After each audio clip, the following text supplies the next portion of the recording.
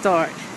Okay, hi folks, this is Jeff Galshaw with Unfinished Business Rough Cuts. There are a few things I felt I failed to mention in a previous review. Maybe I was going too fast or rushed, but here it is. The film Pitch Perfect also features a breakout supporting performance by Rebel Wilson, who you might recognize from films such as Bachelorette and a bit role in Bridesmaids. Here she is hilarious and might be part of the saving grace of the film.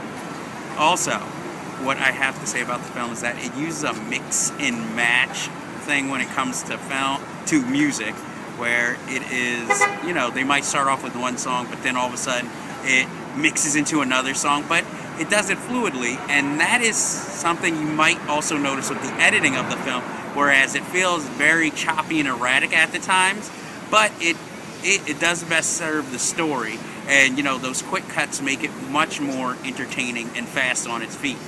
So I felt I forgot those, and I want to be a little bit more detail oriented in my review, so please forgive me. And that finishes our business for this episode, definitely, but there is always unfinished business. So I bid you adieu.